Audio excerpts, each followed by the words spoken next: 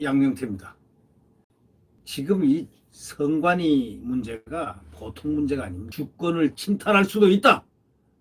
소위 수십 년 신뢰를 쌓은 선관위가 지금 이렇게 선관위원을 갖다가 문재인 캠프에 있었던 사람을 계속 상임위원을 하고 장관급 상임위원을 하면서 실질적인 선관위원장 노릇을 했던 그 사람을 조혜주를 또 임기가 끝나니까 선관위로 비상근으로 또 임명을 한 문재인 대통령의 그 처사를 두고 지금 초유의 선관위 집단 행동이 일어났습니다.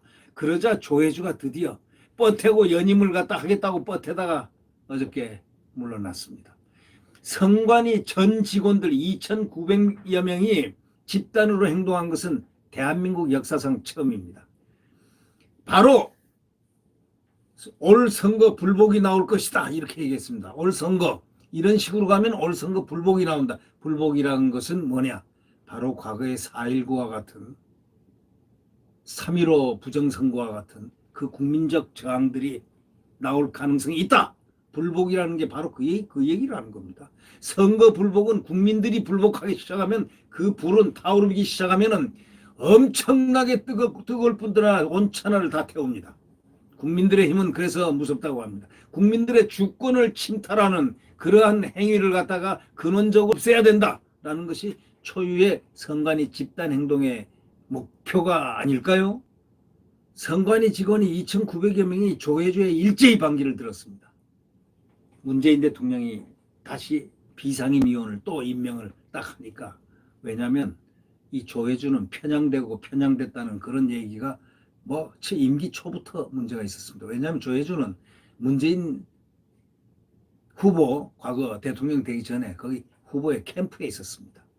캠프맨이기 때문에 일제히 편향이 있을 수밖에 없고, 그런 캠프에 있는 사람을 선관위 중립적인 데다 임명하는 문재인 대통령도 좀 그렇지 않습니까? 네.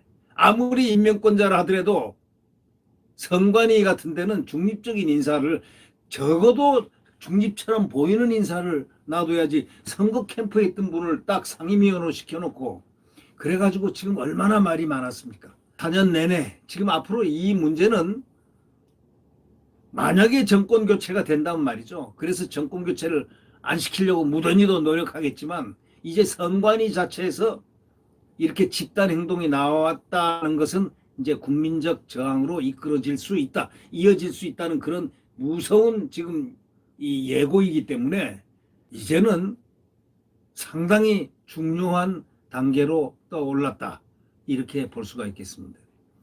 중앙선관위의 실장, 국장급들 간부진하고 사무관들까지 쫙 다 올라오고, 심지어는 지방의 선관위 조직에서도 지금 전부 다 참가했습니다.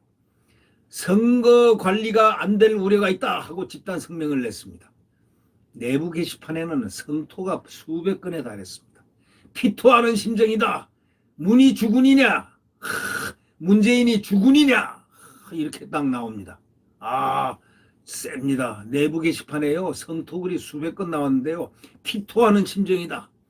문이 주군이냐? 이런 항변이 내부 게시판에 나오고 있습니다. 이 조혜주 중앙선거관리위원회 상임위원, 장관급이죠.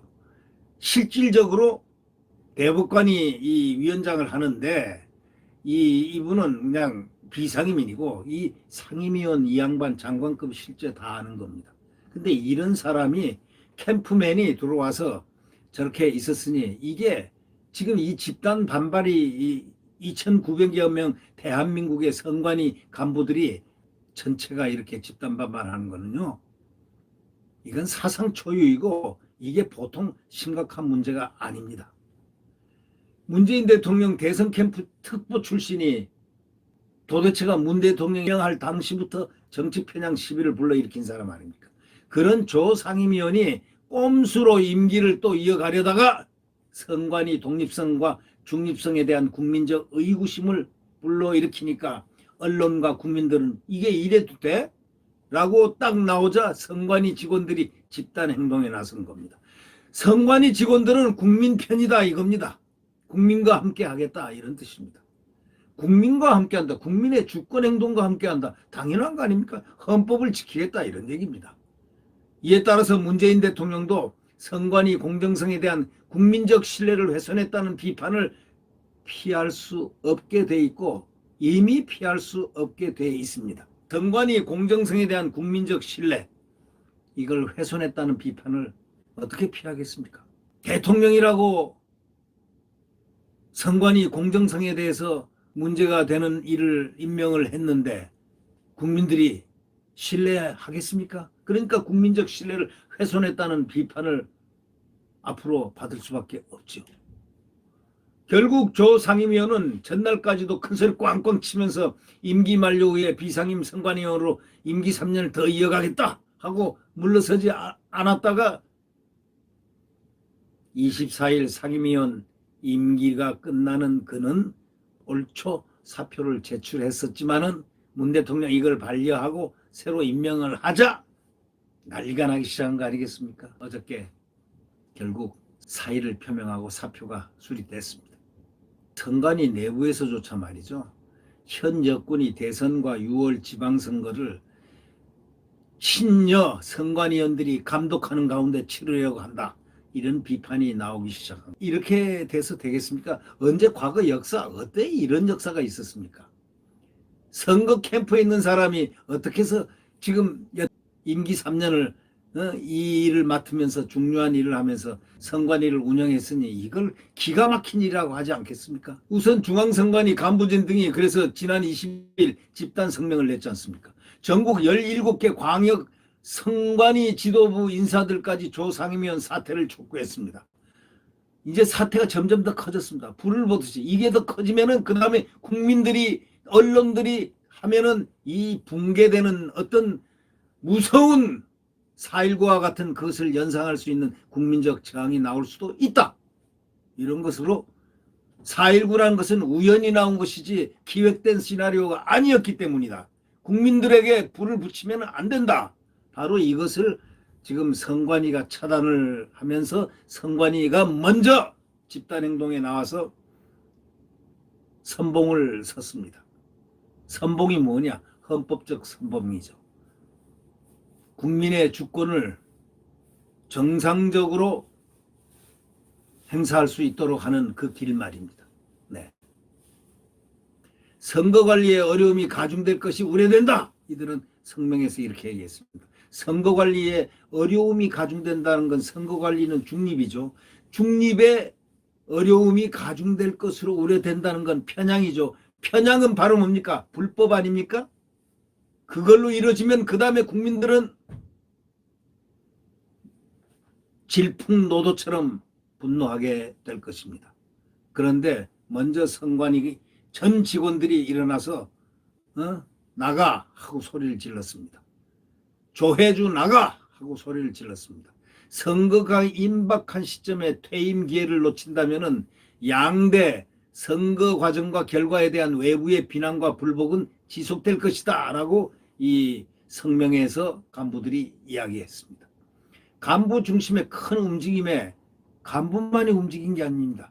육구위와 직원협의에 껴인 행복일터 가꾸기위원회도 성명의 동참 의사를 밝히면서 사실상 선관위 직원 전체가 중립성이 훼손된다 하면서 행동에 함께 나선 겁니다. 이거 보통 중요한 얘기 아닙니다. 보통 심각한 얘기가 아닙니다. 국기를 연상시키는 국가 기강의 문제입니다. 일부 선관위 직원들은요, 조 상임위원 집을 찾아가서 사퇴 촉구문을 직접 전달하려 하고 또 노정희 중앙선관위원장에게 면담까지 요청했습니다. 조 상임위원은 지난 19일부터 연가를 내고 출근하지 않고 있습니다. 이 때문에 선관위 직원들은 조 상임위원 비서관을 통해서 사퇴 촉구문을 그에게 전달했다는 겁니다. 이 중앙선관위 내부망에 올라온 조혜주 상임위원 비판한 글들이요, 우리가 읽어보면 상당히 심오한 글들이 많습니다. 선관위 조직에 애정이 없는 사람이 줏대도 없는 게 슬프다, 더 슬프다. 또 조선일보에 난 기사 중에 이런 말들이 나오고 있습니다. 수십 년간 쌓아온 선관위의 공정성을 훼손했다. 선관위가 과연 헌법기관으로 존재하는 건지 묻지 않을 수 없다. 조직이 완전 망조다. 이런 사람을 선별하고 등등 뭐 보통 문제가 아닙니다. 거기다가 말이죠. 퇴임하기를 피를 토하는 심정으로 부탁한다. 자, 조혜주 퇴임하기를 피를 토하는 심정으로 부탁한다. 그 다음에요. 대통령 비난하는 글. 주군인 문 대통령을 지칭하는 겁니다. 주군인 문이 준 자리라서 안 떠나느냐 하고 비판글이 수백 개나 올라왔다는 겁니다. 그 내부망을 갖다가 이렇게 훌치고 있다는 거죠. 한 직원은 통신망 글에서 이렇게 얘기했습니다. 수십 년간 쌓아온 선관위의 공정성을 다 훼손하고 있다. 또 다른 직원은 국민 신뢰 잃으면은 개헌 때 행안부 선거관리과와 지자체로 찢어질 것이다. 이제 찢어진다는 거죠. 이제. 아주 격한 경문들이 많이 나왔습니다. 결국 조혜주는 사표를 냈습니다. 근데 대통령이 원래 반려했다는 이유로 임기를 이어가려고 또 쓱 하다가 그냥 그때 한 직원이 말이죠. 대통령이 말렸더라도 고사했어야 한다. 냉큼은 아니다. 라고 이렇게 일갈했습니다. 조직에 애정이 없는 사람이 줏대도 없는 게 더 슬프다. 선관위가 과연 헌법기관으로 존재하는 건지 묻지 않을 수 없다. 이런 걸 조롱해도 좋아요. 해임하려면 해보세요. 주군인 문이 주신 자리니까요. 라고 이렇게 비꼬우는 사람도 있습니다. 주군인 문이 주신 자리니까요. 하면서 조상임위원을 비꼬우고 있었습니다. 헌법기관인 선관위 직원들이 집단행동에 나선 건 전례가 없고요. 그렇기 때문에 정치권과 시민사회의 지금 중립성 시비가 여태까지 끊이지 않으면서도 누적된 선관위 직원들이 자괴감을 느끼고 불만이 폭발한 것이 아니냐 이렇게들 관측하고 있습니다. 실제로 지난 4.7 시장 서울시장 그 보궐선거 때 선관위는 어떻게 했습니까? 더불어민주당을 연상시키는 파란색의 택시 랩핑 광고를 제작해서 논란이 일어났죠. 또 선관위는 그 TBS의 김어준 상상되죠. TBS 1 합시다. 기호 1번이죠. 그냥 기호 1번을 상징하는 1 합시다. 1 합시다인데 1하고 가로하고 1 가로 닫고 하면 1이 되지 않습니까? 캠페인은 문제 삼지 않았고 이런 캠페인을 문제를 삼지 않았습니다. 보궐선거는 왜 하죠? 내로남불 같은 이런 문구를 이 야당이 쓰려 하니까 그거는 못 쓰게. 그래서 보궐선거는 왜 하죠? 내로남불 같은 문구는 못 쓰게 해가지고 여당 편향이라는 반발이 일어났다는 겁니다. 중립성과 이 공정성 이게 바로 선거의 생명 아니겠습니까? 지금 국민들의 비난을 자초하는 이런 결정을 한 데는 이 선관위 구성의 편향성이 영향을 준 것이 아니냐 하는 내부 비판이 커지게 된 주요 원인은 바로 뭐겠습니까? 네 편 내 편 가르기를 한 이 정권의 책임이 아니겠습니까? 중앙선관위 고위간부 출신 인사는 이렇게 얘기했습니다. 이 조선일보의 보도에 의하면 1963년 선관위가 설립된 이래 초유의 사태를 불러온 데 대해 중앙선관위원장과 대통령이 심각히 고민해야 할 것이다. 이렇게 얘기했습니다. 중앙선관위원장뿐만 아니라 대통령이 심각히 고민해야 할 것이다. 이 얘기가 의미가 심장한 겁니다. 대통령이 심각하게 고민을 해야 할 것이다.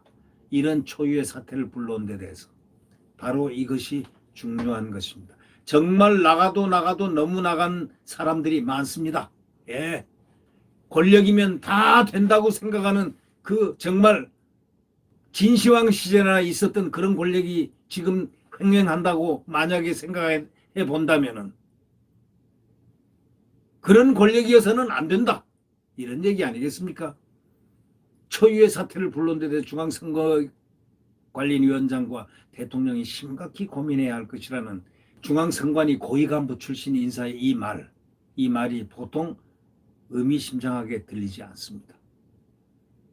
권력은 적절하게 법에 따라서 행사를 해야 되는 것인데 법과 양심에 따라서 행사를 하지 않고 막 나간다면 그거는 국민들의 저항을 막게 돼 있습니다. 언론의 저항과 보십시오. 벌써 선관위에서 당해 선관위 2,900여 명 전체가 다 일어나서 이것을 걱정하고 우려한다는 것. 이거는 그 다음에 수순이 뭐겠습니까? 네. 상당히 중요한 문제가 일어났다는 것. 이건 보통 심각한 문제가 아닙니다. 네. 구독 버튼과 엄지를 눌러주시면 감사하겠습니다.